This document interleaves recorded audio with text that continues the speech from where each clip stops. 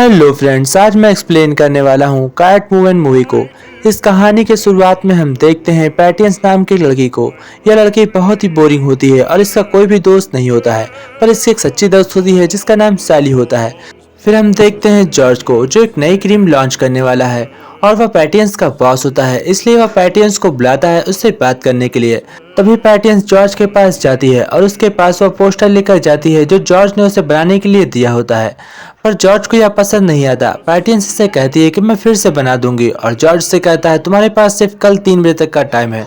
फिर पैटियंस घर जाकर सो जाती है और वह उस पोस्टर के बारे में सोच रही होती है। जैसे ही उस पोस्टर को बनाने चलती है तो उसके पड़ोस में कोई आदमी बहुत ही तेज म्यूजिक बजा रहा होता है और घर में पार्टी कर रहा होता है, इसलिए पैटियंस इस पोस्टर को पूरा नहीं कर पाती। तभी उसके घर के बाहर एक बिल्ली अटक जाती है, जिसे बचाने के लिए वह गैलरी पर जाती है और वह खुद वहां पर फंस जाती है। तभी एक पुलिस वाला उसकी मदद करने के लिए आता है और वह उससे कहता है कि तुम डरो मत, मैं तुम्हें बचा लूंगा। और जैसे ही पैटियंस बिल्डिंग से नीचे गिरने वाली होती है तो वह पुलिस वाला जाकर उसे बचा लेता है। इस पुलिस वाले का नाम टॉम होता है। फिर हम देखते हैं लॉरेल को, जो काफी ज्यादा अपसेट होती है। यह जॉर्ज की वाइफ होती है। तभी हमें पता चलता है कि लॉरेल इस बात से अपसेट है क्योंकि उसे निकाल दिया गया है और उसकी जगह एक नए मॉडल को ऐड किया गया है। तभी हम देखते हैं टॉम को, जो पैटियंस के पास आता है उसका पर्स लेकर। दरअसल पैटियंस का पर्स टॉम के पास ही रह गया था, इसलिए वह उसे लौटाने आया होता है। फिर टॉम के जाने के बाद पैटियंस अपने ऑफिस में जाती है जॉर्ज से मिलने, क्योंकि उसे पोस्टर देना होता है। लेकिन तभी पैटियंस उस क्रीम का काला सच देख लेती है कि जो भी इस क्रीम को यूज करता है उसका चेहरा बुरी तरीके से बर्बाद हो जाता है और इसके कई सारे साइड इफेक्ट होते हैं। जैसे ही जॉर्ज को यह पता चलता है कि पैटियंस ने यह सब देख लिया है, वह उसे मारने के लिए आदमी भेज देता है। पैटियंस उस कंपनी से बाहर निकलने की कोशिश कर रही होती है, लेकिन तभी वह एक वाटर पाइप में गिर जाती है और वह उसके अंदर से भागते हुए नदी किनारे पहुंचती है। तभी वाटर पाइप चालू कर दिया जाता है और वह जाकर नदी के अंदर गिरती है, जहां पर उसके डूबने से मौत हो जाती है। तभी हम फिर से उस मिडनाइट कैट को देखते हैं, जिसे बचाने के लिए पैटियंस ने अपनी जान खतरे में डाली थी। मिडनाइट पैटियंस के ऊपर आती है और उसके ऊपर अपनी आत्मा डालकर उसे जिंदा कर देती है और पैटियंस फिर से जिंदा हो जाती है। जैसे ही पैटियंस उठकर देखती है तो उसके आसपास कोई नहीं होता है। वह एक कीचड़ में लिपटी हुई पड़ी होती है। उसे लगता है कि शायद मैं पानी में गिरकर इस तले तक आ चुकी हूँ, इसलिए वह बिना किसी को कुछ बताए चुपचाप अपने घर को लौट जाती है। और फिर सुबह हो जाती है। सुबह उसकी जब आँख खुलती है तो अपने आसपास देखती है तो उसे काफी बदलाव महसूस हो रहा होता है। तभी वह फिर से मिडनाइट कैट को देखती है और उसके गले पर एक एड्रेस होता है।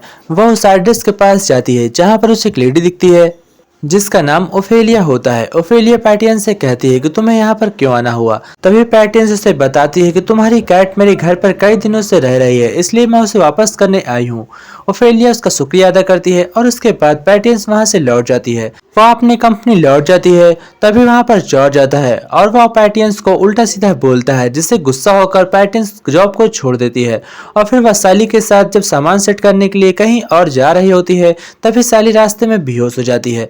उसके बाद पैटियंस उसे ले जाकर हॉस्पिटल में एडमिट कराती है और उसका इलाज होता है। तभी सैली उससे कहती है कि तुम्हें टॉम से जाकर मिलना चाहिए, इसलिए वह टॉम के पास बातें करने के लिए जाती है, जहां वह टॉम के साथ बास्केटबॉल भी खेलती है। और यह सीन काफी ज्यादा अच्छा सीन होता है। यहाँ पर हम देखते हैं कि टॉम पैटियंस को काफी ज्यादा पसंद करता है और पैटियंस भी टॉम को काफी ज्यादा पसंद करती है। तभी हम देखते हैं लॉरेल को, जो अपने हाथ से कांच का गिलास तोड़ देती है, पर उसके हाथ में एक भी कांच नहीं घुसता। दरअसल यह सब एक क्रीम की वजह से हो रहा होता है, जो क्रीम वो लोग लॉन्च करने वाले हैं। यह एक साइड इफेक्ट होता है। तभी फिर से पैटियंस जब रात में सो रही होती है तो उसका पड़ोसी जोर से म्यूजिक बजाता है, जिससे गुस्सा होकर इस बार वह उसे घर जाती है और उसका दरवाजा तोड़कर उन लोगों को अच्छा सबक सिखाती है। इससे उसका पड़ोसी काफी ज्यादा डर जाता है और फिर वह अपने घर आती है और अपना लेदर सूट पहनकर रास्ते पर उसी पड़ोसी की बाइक चुराकर रोडों पर बहुत तेज से घुमाती है। अपने हेयर कट भी काफी अच्छे से बदल देती है, जिसकी वजह से वह काफी ज्यादा स्मार्ट लग रही होती है। वह एक मास्क पहनकर एक ज्वेलरी शॉप में जाती है, जहां पर उसे एक नेकलेस बहुत ज्यादा पसंद आता है। वह ज्वेलरी शॉप दो चोर लूटने आए होते हैं, लेकिन पैटियंस वहां पर पहुंचकर उन चोरों को पुलिस के हवाले कर देती है। और यहीं पर हम देखते हैं पहली बार पैटियंस का कैट मूवमेंट लुक। यह काफी ज्यादा स्मार्ट होता है और उसकी फुर्ती बता रही होती है कि उसके अंदर कितनी एनर्जी आ चुकी है। तभी वह सोकर जब उठती है तो वह अपने घर में देखती है कि बहुत सारी ज्वेलरीज बिखरी पड़ी है। वह सभी ज्वेलरीज को किनारे रखती है। तभी टॉम को भी उसी नेकलेस को ढूंढने के लिए कहा जाता है जो नेकलेस इस समय पैटियंस के पास होता है। पैटियंस अपनी हरकतों से बहुत ज्यादा परेशान हो जाती है, इसलिए वह गूगल पर कैटवुमन के बारे में सर्च करती है। उसके बाद उसे वहां से कुछ जानकारी मिलती है और उसके बाद वह ओफेला के पास जाती है। ओफेला उसे बताती है कि तुम उस रात मर गई थी और तुम्हें मिडनाइट ने जिंदा किया है। तुम्हारे अंदर इस समय एक कैट की शक्तियां हैं, जितना भी एक कैट कर सकती है वह सब तुम भी कर सकती हो। यह सुनकर पैटियंस को काफी ज्यादा हैरानी होती है और उसके बाद वह वहां से फौरन निकल जाती है और फिर अपने कैटवुमन लुक के साथ पहली बार सड़क पर निकलती है। यह काफी ज्यादा अट्रैक्टिव लग रही होती है क्योंकि इसके ऊपर यह सूट काफी ज्यादा सूट कर रहा होता है। फिर कैटवुमन उसी आदमी के पास जाती है जिस आदमी ने उसे मारा होता है। पैटियंस उससे जाकर पूछती है कि तुमने ऐसा क्यों किया था। तब उसे पता चलता है कि उसकी कंपनी वालों ने ही उसे मारने के ऑर्डर दिए थे। यह सुनकर पैटियंस को बहुत बुरा लगता है और वह उस आदमी को जान से मार देती है। फिर वहां से वह लौट जाती है अपनी कंपनी की ओर। कंपनी में जाते ही उसे वही चीज दिखाई पड़ती है जिसकी वजह से पहले उसकी एक बार जान खतरे में पड़ चुकी है। फिर सुबह हो जाती है। सुबह पैटियंस साली के पास जाकर उससे बातें करती है और उससे कहती है कि तुम इस क्रीम को लगाना बंद कर दो, तुम्हारी सारी बीमारी इसी क्रीम की वजह से है। और फिर पैटियंस जॉर्ज के पास जाती है। वह जॉर्ज के साथ घूमने फिरने के लिए जाती है जहां पर वह जॉर्ज के साथ काफी मजे करती है। जॉर्ज एक झूला झूलने के लिए पैटियंस के साथ गया होता है, लेकिन तभी उस झूले में अचानक से कुछ खराबी आ जाती है और वह झूला जोर जोर से हिलकर टूटने वाला होता है। तभी उसमें कुछ बच्चे बैठे होते हैं जो गिरने वाले होते हैं, लेकिन पैटियंस उन बच्चों को बचा लेती है और यह सभी देखकर काफी हैरान होते हैं कि एक लड़की भला इतने तेज फुर्तीला काम कैसे कर सकती है।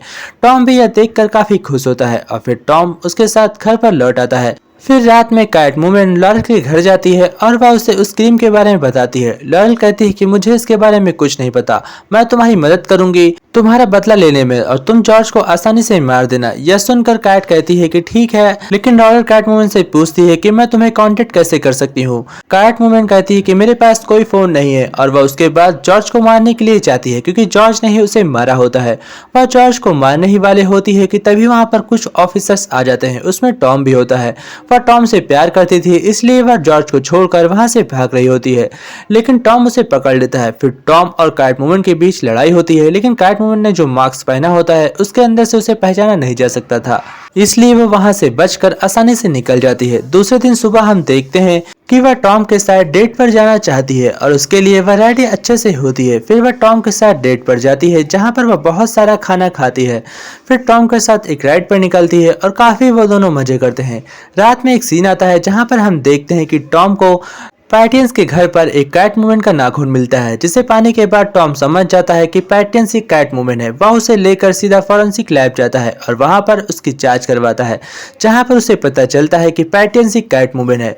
यह सुनने के बाद टॉम का दिल टूट जाता है और तभी लॉरेल का कॉल आता है। कैटवुमन लॉरेल के घर जाती है जहां पर लॉरेल उसे एक केस में फंसा देती है जो बेबुनियाद होता है। लॉरेल ने अपने ही हस्बैंड को मारकर उसका इंजाम कैटवुमन के ऊपर डाल दिया था।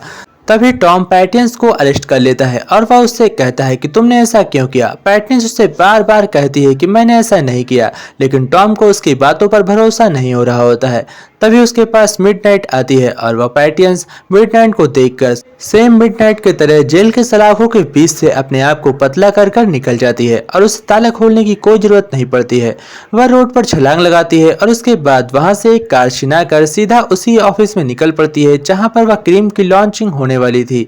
टॉम भी वहां पर जाता है, लेकिन हम देखते हैं कि कैटवुमन उन सभी ट्रक को खराब कर देती है जिसमें की दवाइयां लोड होती हैं। वह उन सभी क्रीम्स के ट्रक को नष्ट कर देती है जिससे कि क्रीम कभी भी शहर के लोगों तक न पहुंच पाए। इधर हम देखते हैं टॉम लॉरेल से बात करता है और उसे बातों बातों में उकलवा लेता है कि जॉर्ज को किसने मारा था, लेकिन लॉरेल टॉम के ऊपर ही अटैक कर देती है। वह उसे जान से मारने वाली होती है कि तभी वहां पर कैटवुमन आती है और वह जॉर्ज को बचा कर ले जाती है। फिर कैटवुमन और लॉरेल के बीच लड़ाई होती है जहां पर कैटवुमन लॉरेल को काफी मारती है, पर लॉरेल के ऊपर कोई भी हिटिंग असर नहीं कर रही थी। यह देखकर कैटवुमन उसे काफी ऊंचाई से नीचे फेंकती है, जिसकी वजह से वह बहुत ही तेजी से नीचे गिरती है और उसका चेहरा टूट जाता है क्योंकि दवाई की वजह से उसका चेहरा काफी पावरफुल हो गया था। फिर टॉम और कैटवुमन वहां से सही सलामत बाहर निकल जाते हैं। दूसरी सुबह हम देखते हैं कि सभी के पास एक नोटिस पड़ी होती है जिसमें सभी के लिए एक मैसेज होता है और हमें पता चलता है कि कैटवुमन हमेशा के लिए उन सभी को छोड़कर निकल पड़ी है और वह पूरी तरीके से कैटवुमन बन जाती है। इसी के साथ मूवी एंड होती है।